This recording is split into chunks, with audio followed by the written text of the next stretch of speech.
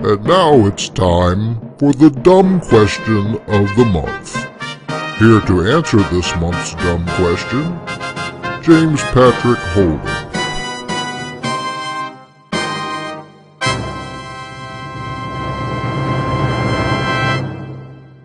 Hello folks, I'm standing on the lip of this active volcano so we can help illustrate an answer to this month's dumb question. What we have is yet another follow-up on our Jephthah vid, concerning fundy atheists who seem to think Jesus' death on the cross was a human sacrifice. Ollie, Ollie, I'll sin free! Oh that's a priest of the backwoods piano tribe. Don't worry, it's just for illustration. Now to begin, we need to make something clear about the word sacrifice.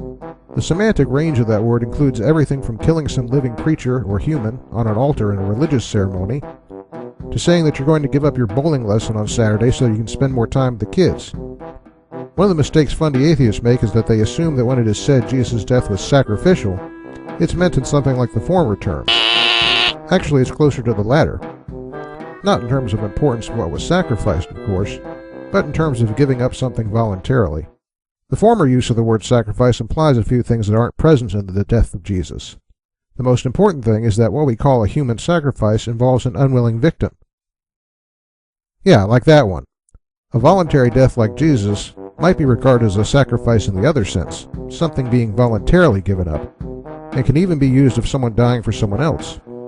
A popular analogy for Jesus has been that of a soldier jumping on a grenade to keep his fellow soldiers from being killed by it. That's actually not too bad, but it needs to be informed by the principles of patronage, as in our vid on the atonement.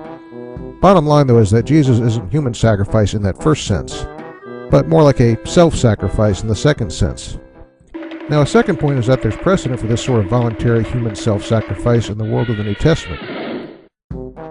Take for example these passages from the book of 4th Maccabees.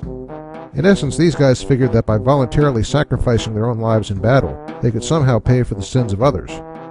Now that's obviously not human sacrifice in the first sense, but it is a self-sacrifice in the second sense, and it's also in accord with the model of patronage and transference we offer on the atonement. The way they saw it, if they die for a cause God favors, then God might be willing to return the favor by forgiving some other people's sins.